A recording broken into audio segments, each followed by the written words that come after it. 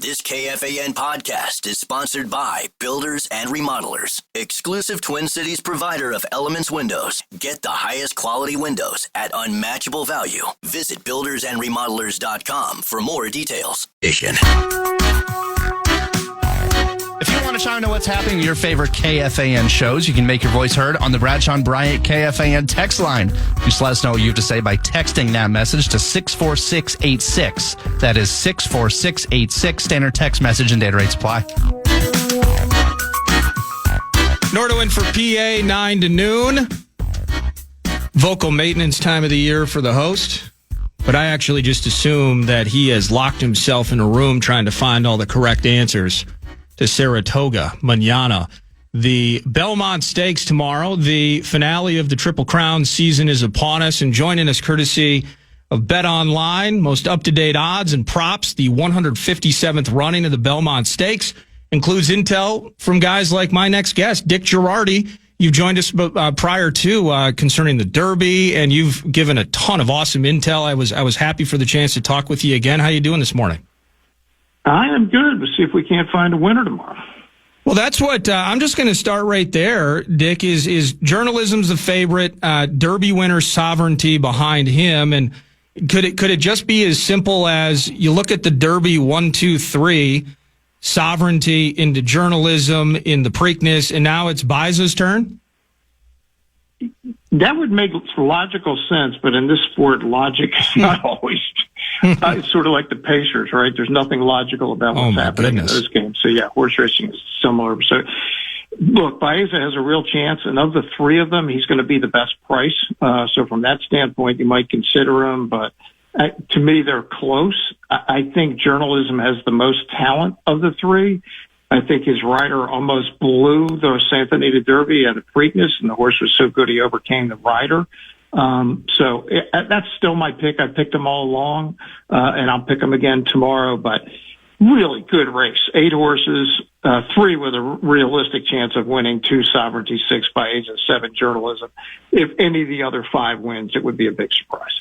How much, kind of an outsider question is, because of renovations, I believe, this is the second year in a row that the Belmont has been held at Saratoga. Now, Saratoga, based on how the track's set up, it's actually a shorter distance than the traditional Belmont. So how does that impact things as you're looking at, and as you were analyzing Baeza, I'm thinking tough path in the Derby, just kind of needed a little more track to catch up, it feels like, but you're analyzing journalism and Sovereignty.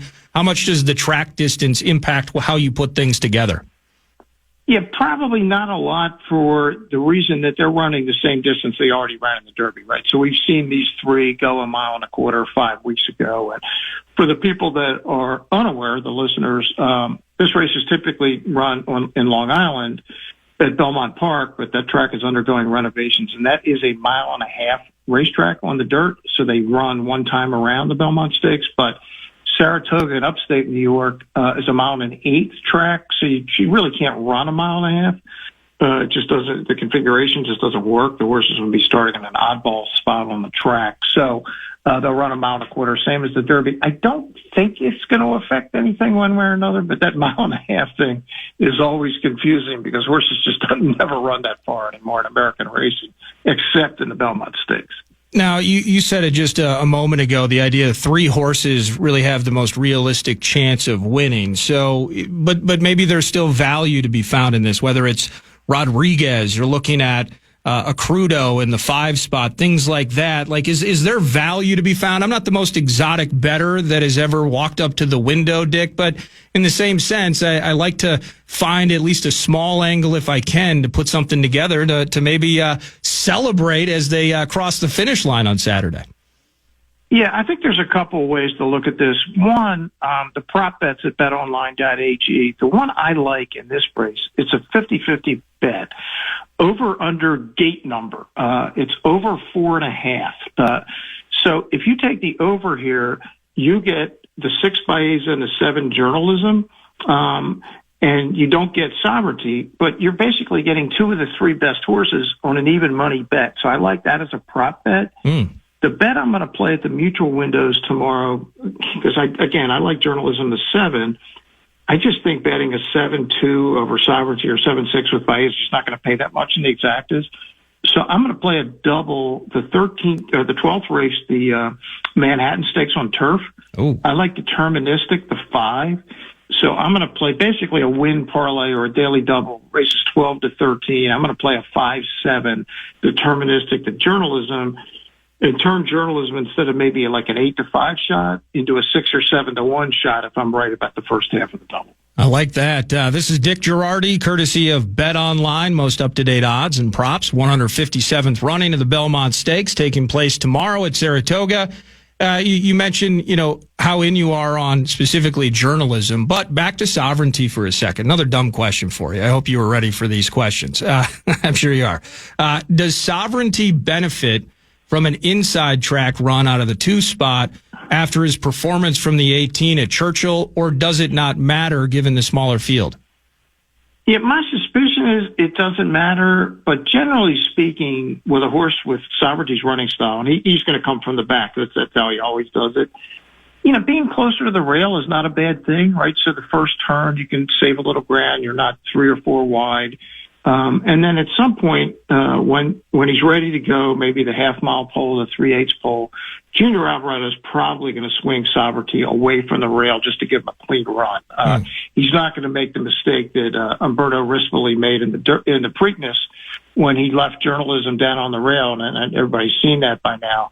And he had to squeeze through 2 horses into a hole that really didn't exist and almost cost himself the race. I don't see the jockey on Sovereignty doing that. He'll try to do exactly what he did in the Derby. So, last couple for you here, Dick. Sovereignty skipping the Preakness. I saw he may have sustained a little scrape above one of his hooves in the Derby. I also read they were trying to prioritize his longevity in his racing career. Is it a function of, I don't think he can get the Triple Crown, so I don't want to tax him? Is it a long game with the money?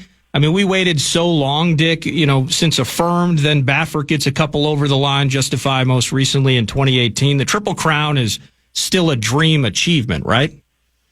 There's no question it is. It's the biggest achievement in the sport. Otherwise, it would have been done more often, right? Yeah. I mean, these races have been around for 150 years. Now, they weren't always a series, but they've certainly been a series for essentially for more than a century now. It's only been done 13 times. So, yeah, it's a thing. I think there's a couple things going on with Sovereignty.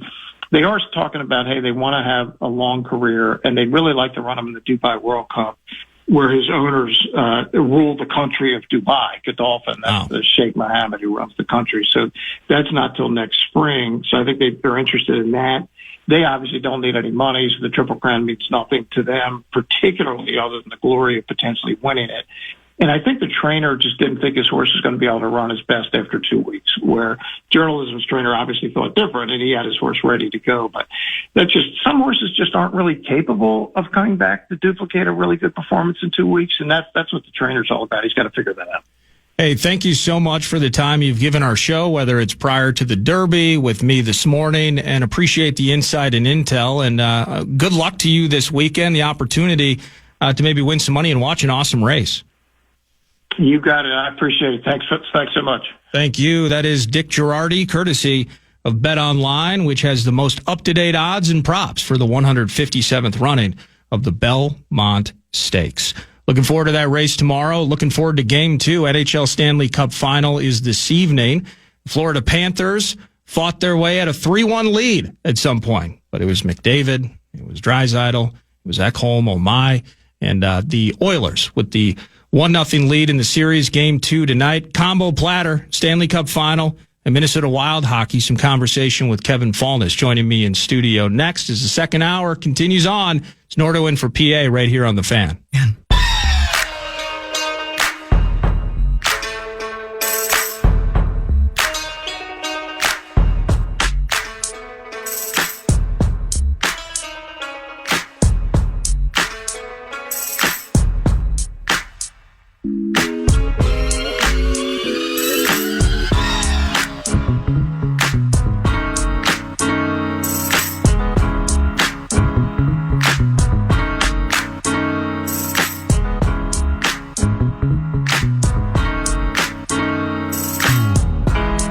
Don't miss out as your Lynx are back in action this Sunday as they take on Paige Beckers and the Dallas Wings at 3. Catch game right here on the Fan and hear every game this season on the Timberwolves/Lynx channel on the free iHeartRadio app, new and improved 2025.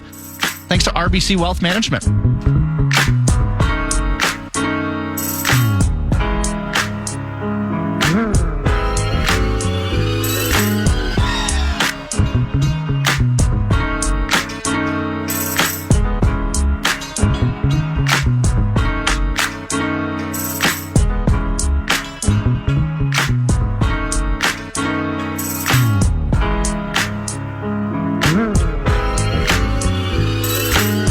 Clipping penalty, program director, laundry on the field. Personal foul, clipping. It's Nordo in for PA. Kevin Falness, how you doing, man? I'm outstanding. It's nice to catch up with Chad Abbott. I mean, I go the entire season, I don't see him. So it's nice to, I mean, it's not like he sought me out, but we happen to make eye contact. I got a chance to say hi, yeah. Hey, Chad, Kevin Falness, nice to see you again. Well, you kind of had him cornered. Exactly. He was kind of forced, crossing each other's paths. I'll be honest, studio. Anytime I walk back in those cubicles, so he's got his little office, Lil B's got her office, Mr. Swedberg's got his office, and I always feel bad because they can't go anywhere. They're stuck there, and if I walk into the area, I see them look up and they go, oh, Jesus, here he comes. Yeah, but then I go and I try to make a little small talk, and I try to get in and out as fast as possible. Have you ever been hit with the, I got a conference call. I'm that guy. Gotta take this. So you're not going to fool me with that, but I'll take the hint and I'll get out. That's fine. Kevin Falness, Minnesota Wild Radio Network at Radio Falness. It's a beautiful day, by the way. It's a gorgeous day. I walked here. It's a day I didn't realize how close I am to 1.23 miles. That's how close I am. So you don't have any excuses then when the bat phone rings. No, and see, you got to step up to the plate. But that's why you guys call me, to embarrass me for initials or program password or to do stuff like it. Because I can't say no. I'm a mile away. What's my excuse? How'd you do you were in the program password tournament, weren't you? Who was your partner? God, my memory is really fuzzy. I had Muss, and I think we did okay, but I can't remember exact specifics. We got thumped like 83-10. Oh, you did? Yeah, we got drilled. It was poor performance. It was awful.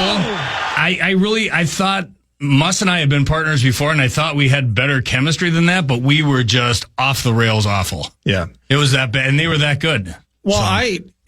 I love that. I wasn't able to partake this time around, but it's tough whether we were talking the initials game because Kevin O'Connell was on and it's very, very much worth podcast. And if you're listening now and you missed it, Kevin O'Connell joined the power trip and he got one. Oh, did he? Good. He finally got off the schneid, so good for him. But there's a little controversy behind it. You can judge for yourself. Podcastable YouTube channel. You can find it everywhere. Power trip initials game. But as dumb as I sound on the radio, and for some reason I'm not particularly bashful about that, I hate there's nothing worse than in those particular games. The throwaway. I mean, ultimately, it's fun fodder on a Friday, whether it's in the morning with the initials game or program password, mid stages of the tournament. It's great stuff, not only by Corey but by Tenna putting the game together and all of that. But it's there's not a lot on the line. You know what I mean? I mean, this isn't an existential crisis we're fighting here. We're not in the coal mines. We're doing a radio game. There's nothing worse than feeling stupid in those moments. And that's the part. I'm convinced that it's because Muss is your partner. I won't put it all on him, but he'll get about 98%. Here's the thing. I love playing these games. I'm very competitive. I play cards with my family or other stupid games. I'm competitive. I like to play, and I think I do a good job. You don't let your kids win, do you? Hell no. No, they got to almost dropped one right there. They got to work. No, they got to work for it. They do. I don't care what age they are. If you want to beat me, then do it fair and square. And I come into these things, and the initials is way over my skis. I can't handle the initials for whatever reason. And everyone who's ever in there, Meat Sauce, Corey, they all are on Hawk. They're on a different playing level when it comes to that game. Password, I feel like I'm on a more even level, but it depends on who your partner is. And if you got a guy that isn't tuned into the real world and is only stuck on country music and getting in and out of breaks on the Vikings radio network, it makes it tough. I love you, Muss. I'm just kidding. He knows it. Brett hit me with this during a break like 15 minutes ago. Yeah. Did you see that DeBoer got canned from the Stars? He broke the news to me, too, as I walked in. I couldn't believe it. How about that? Yeah, it's amazing how the lifespan of a coach in professional sports, let alone the National Hockey League. I mean, we just saw it happen to the Nuggets. Who was the other guy that just got fired that got him to the finals? Tibbs. Tibbs. I mean, honest to God, what more do you want from Tibbs, for example? I know he's not the most shiniest of characters and probably not the nicest person to be around. But I mean, honest to God, what do you have to do to get a lifespan in professional sports? It's ridiculous. He did. I mean, he didn't win the championship, but he got him to the finals, for crying out loud. It may have been the longest run in the last 25 years for the team. Yeah. Certainly. I mean, what more do you want? And the same thing with Dallas. I mean, that is a really good team. Now, he made some real tough decisions. I think pulling Ottinger early on in that final game against Edmonton probably isn't going to wear real well on him, and maybe that was the final straw. But seriously, I mean... I don't know, man. You're taking those jobs to eventually be fired, and it seems like it's more often sooner than later. But, man, I don't know what you have to do to establish a resume and get some street cred. And frankly, I was looking at DeBoer, and there's a little bit of leftover from when we faced his squad a couple of years ago in the postseason. Yeah. Just really impressed with how he handles it. Yeah. I know that they went in with Rantanen and such like that. But what he got out of Duchesne this time of year and the run, frankly, that they went on, they get waxed by the Avalanche game 1 and then just kind of trucked their way through, of course, meeting up with Edmonton and falling short. Well, and I mean, they just got dominated, really, the final 4 games of that series. Yeah. A little bit of breath of life in game 5, but it wasn't enough. But it just kind of surprised me a little bit as an outsider to the NHL. Now, I'm curious if Brett Blakemore, producer, this morning, 9 to noon, if he's willing to share some insight, because he is a big DeBoer fan. Are you willing to kind of lay it out for us what you said to me off air? Well, this couldn't be serious. I think I know where it's going. You can't be serious with this, but go ahead. I'm not saying that he should do it definitively and Bill Guerin should be on the phone right now calling him. But I think it's a conversation to be had. I think he can at least talk about it. And I like what Hines has done. I think with a handcuffed squad, I think that should be commended. But I think if you're talking playoff pedigree, it can't be argued that DeBoer has had a better playoff history than John Hines has. So I think it's at least a conversation to be had. It's not so much an anti-Hines thing. I like Hines. But I mean, I'm old enough to remember when we played against DeBoer when he was at the Stars, and we played right into his hand. He Vegas. Was it Vegas? Yeah. We played right into his hand. He manipulated the refs, he manipulated the media, and we fell right for it. I don't know. I just think it's at least a conversation to be had because he's got more playoff success than Hines does, at least in his career. So just for clarity, you are asking Bill Guerin and the Wild to fire the current Wild head coach. Well, that is what you're saying. No, I'm just saying. Well, that's what they would have to do. I mean, that's what the conversation will be about. I'm just saying maybe it's a talker. That's all. This is a version of Brett Blakemore's Breakaways from Saturday on Beyond the Pond, where we just throw out harebrained ideas. And I get it. DeBoer is a good coach, and I think he'd be a valuable asset to this organization. But I'm also kind of in the John Hines camp at this point. I think it's a little early to pull the plug and say, this guy's available. Let's yank the cord here and go this way. I think it's a little too early to start going down that road. I have not said a single negative thing about John Hines, besides that he needs to be fired to hire DeBoer. That's where the call is what you said. I didn't say that. It's the implication. Yeah, of course it is. The implication couldn't be more obvious. I've said more outlandish things than that. This is true. No, wait a second. So, that is true. Yeah. Despite Brett wanting the Wild to fire the current head coach, I'm actually overall, getting to know him through the Vox in the Box events and doing the shows there and just kind of watching this team. He's had to do a lot with a little, man. Yep. I mean, the injury situation, the money situation, and he rolls in and is making that transition post Evison and then kind of trying to get his bearings there. But this has to be one of the most injury-laden teams in the NHL, combined with a contract conundrum that is perpetual, and him trying to put all that together is I mean, he doesn't have any hair left on his head, but if he did, he'd be pulling the rest of it out. You know what I mean? Despite Brett Blakemore calling for his head, I think it's true. He should have had consideration for Coach of the Year honors because of what he was able to do to get this team into the playoffs. I felt going into the year, all things being equal, they should have been a top 8 team in the Western Conference, no doubt. But then you look at how things progress throughout the course of the year, and you've got this injury-laden team that just takes hit after hit to significant players, and then you're playing $15 million below the fence anyway. I thought it was a pretty admirable job that he did getting them into the top 8 and going tooth and nail with the Vegas Golden Knights. Unfortunately, it didn't work out, so on and so forth. We know how the story ends. Yeah, we got to stop going up 2-1 in series and losing 3 straight. I know. We got to stop that. Obviously, that part sucks, but overall, I'd say it's way too early to say that John Hines is the culprit here. He needs to go. I think he's done a pretty good job considering what he's had to work with. Yeah, and regardless of the personal vendetta that Brett Blakemore has against John Hines, demanding that a man lose his job and livelihood, I am also kind of excited to see Bill Guerin and how, I kind of feel like he has to pitch a perfect game this summer. And there is going to be some extra cash in the mix. And I'm excited now if we take that governor off and the money spigot can flow a little bit more clearly.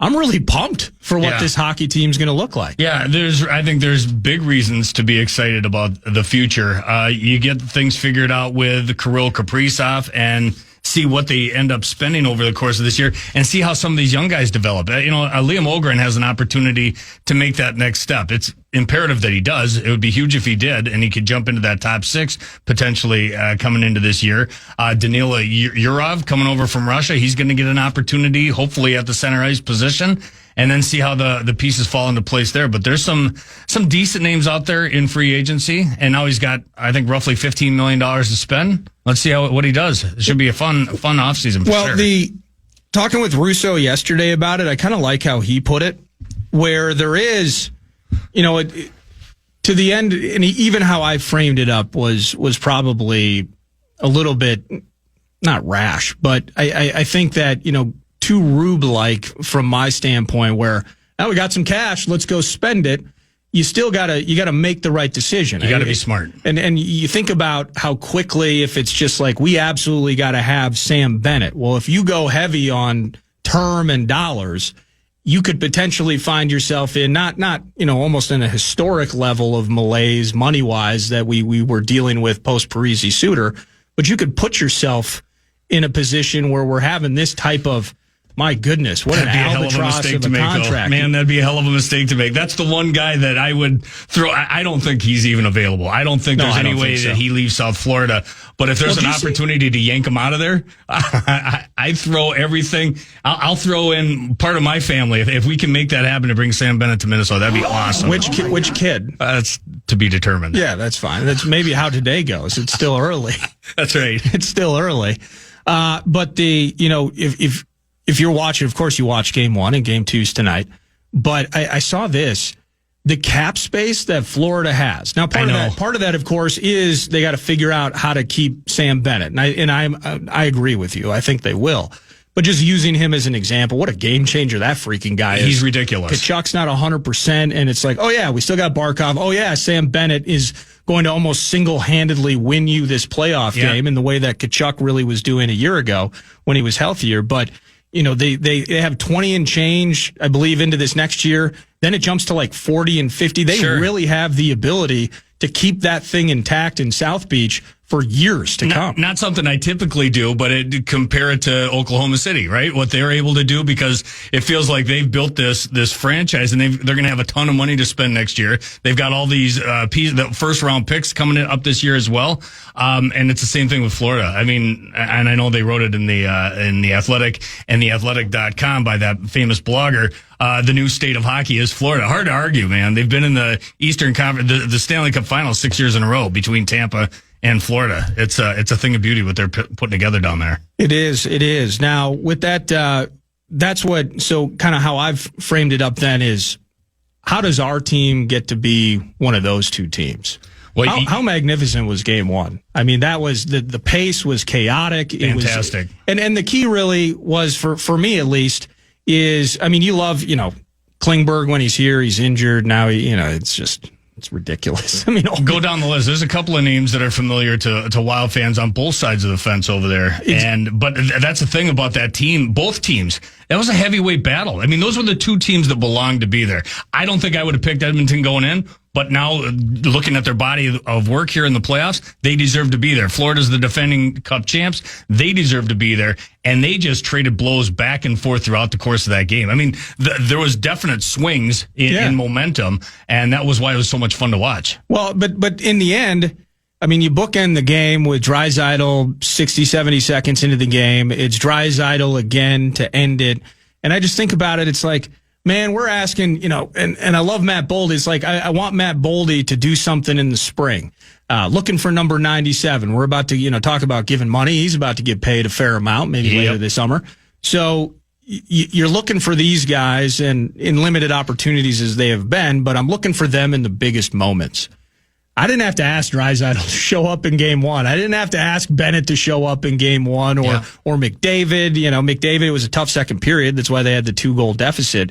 But in the end, in the biggest moments, Corey Perry is still rolling around. He was a complete clomper in the first period. Then he's making the plays of the game the rest of the way. Marchand, Evander Kane. Yeah, he gets the second goal. Absolutely. Go back and look at some of the names on both sides again that were contributing. Verhaeghe, I think, is still a fantastic player for Florida, back on the blue line as well. I think it's dumb, by the way. That's got to be Verhaeghe's goal.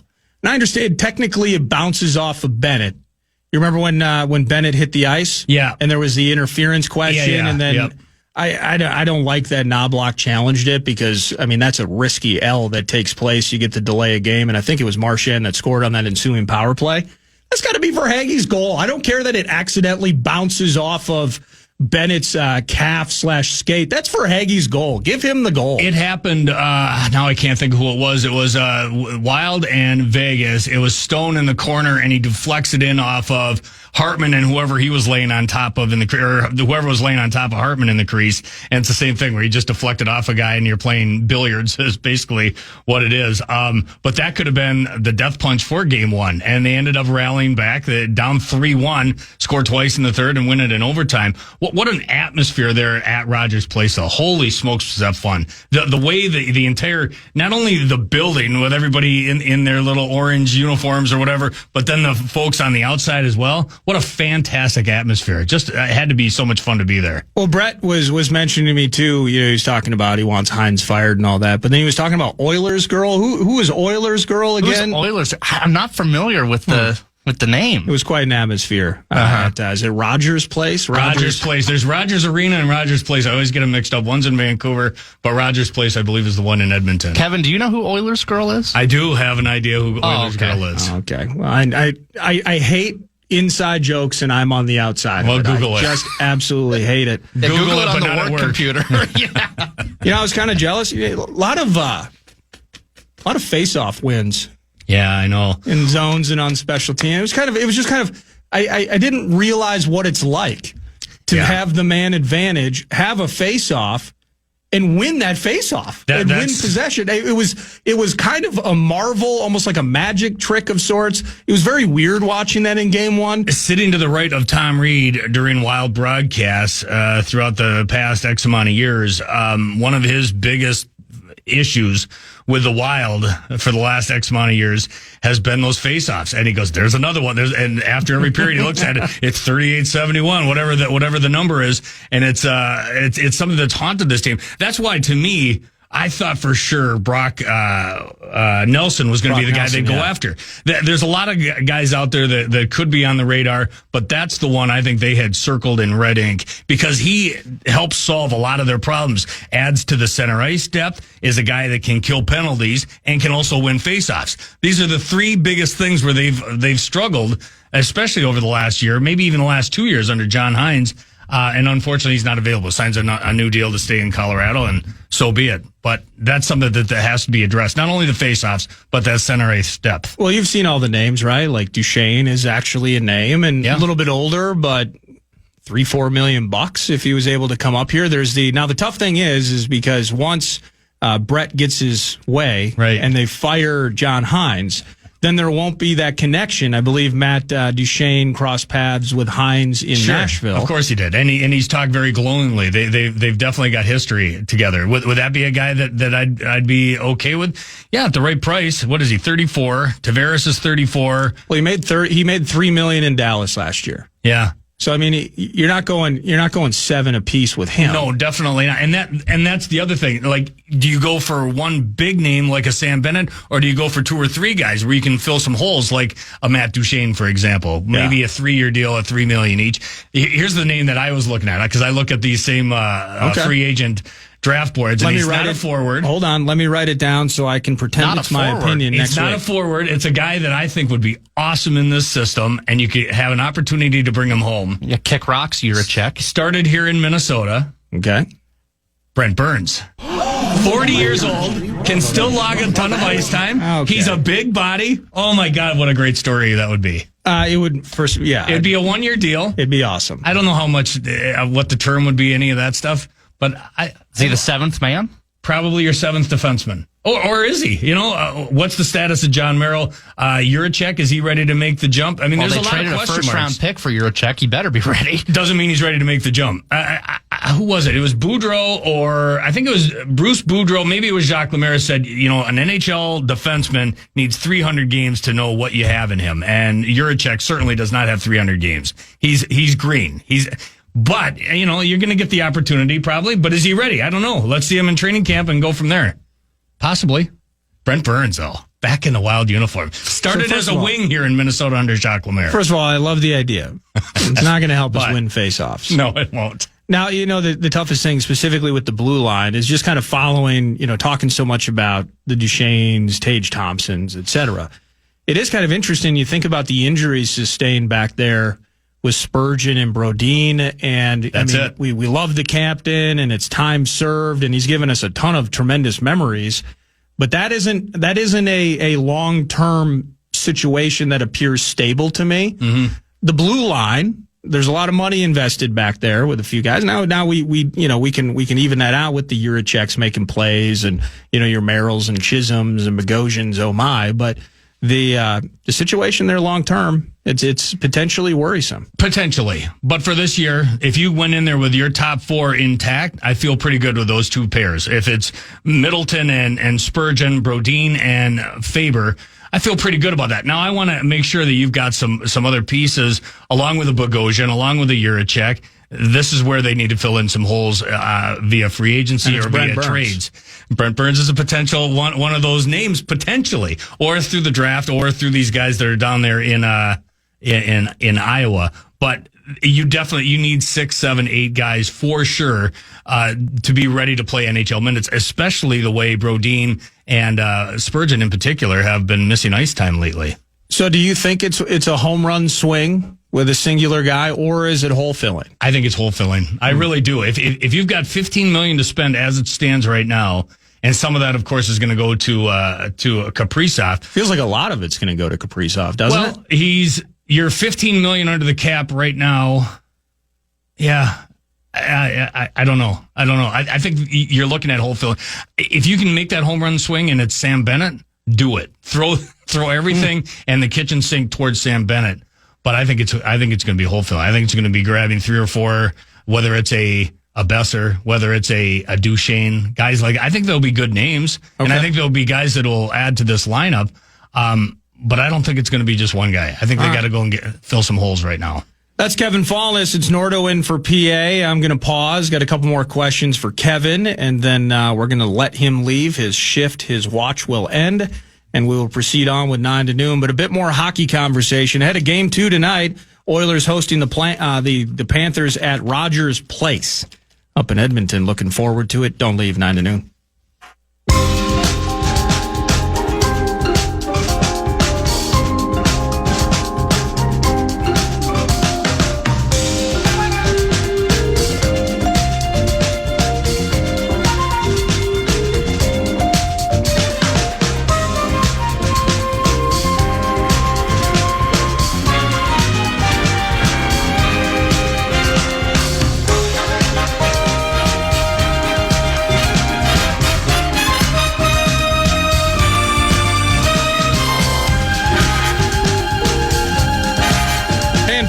minutes left with Mr. Falness, Wild Radio Network. Last day of school, Nordo. How about that? Mine was on Wednesday. Okay. Is it a full day for the kids or is it a half day? No, full day, except for the kid that's in the high school. He decided he doesn't need to go to school the last day and a half, so he slept in today. Yeah. Wow. But Mom's big thing is you got to get up on the last day of school, and we got to take pictures one at a time, holding their dumb signs and doing that whole thing. So. Yeah.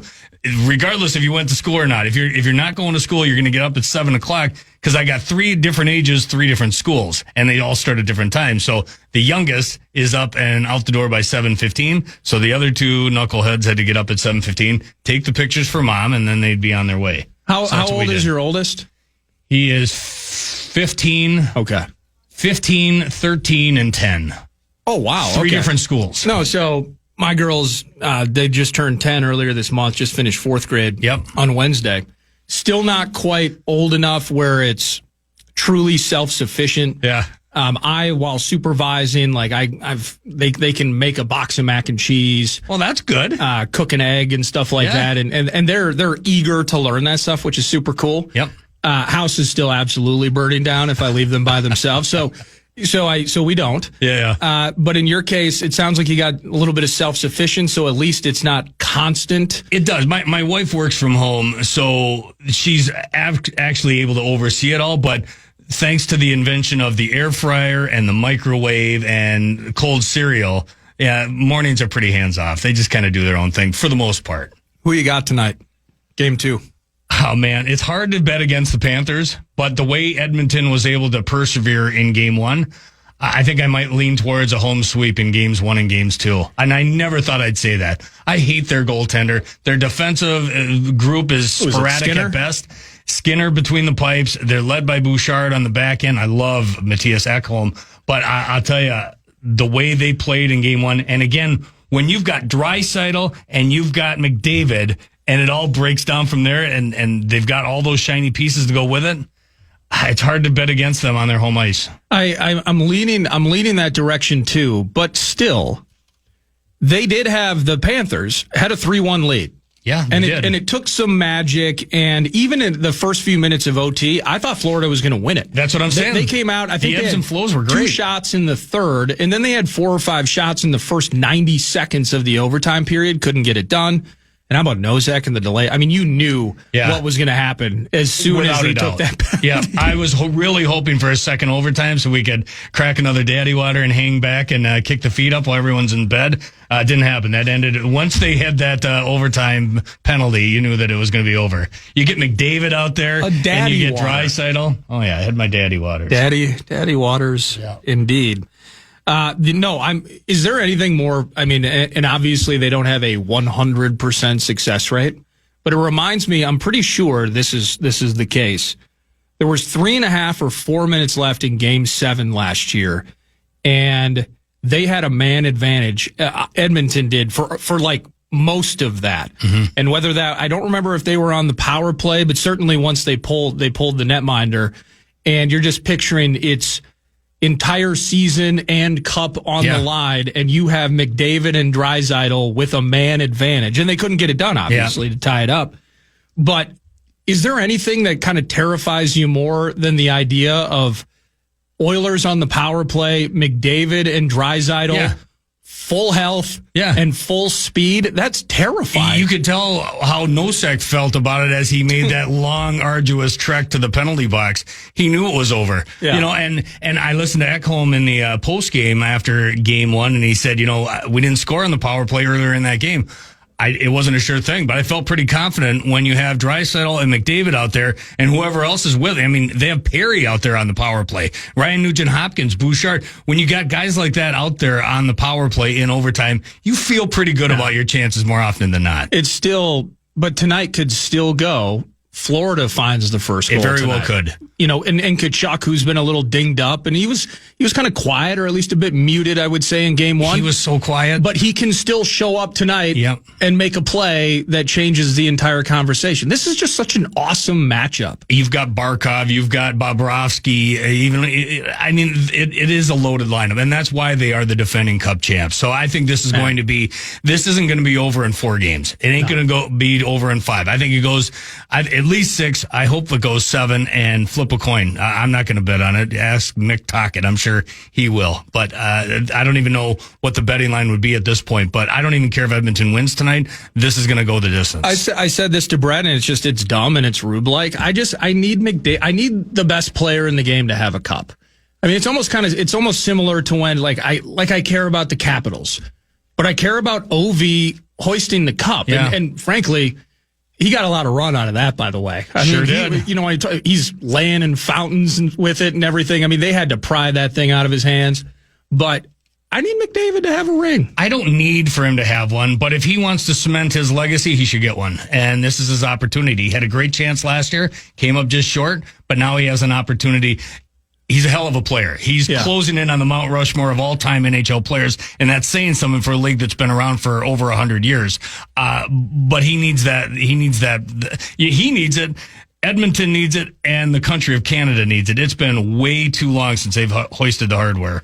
Well, I appreciate you hanging out with me. Congrats to your children on the final day of school. Yes. Summer ahoy. Yes. And looking forward to chatting with you as we get closer to not only the NHL draft, but free agency and the general manager and the head coach having an awesome summer putting this thing together. As long as Hines can get away from the Brett Blakemore guillotine, I think we should have a fun offseason. It should have some fireworks. I look forward to it. Well, and that's why we don't give Brett the GM's phone number. Fair enough. That's why he does not have that. Amen to that. Enjoy the rest of the show. Enjoy your summer, and we'll talk soon. Thank you. That's Kevin Falness at Radio Falness, Minnesota Wild Radio Network. Final hour just ahead. We'll have Johnny Athletic, John Krasinski of The Athletic.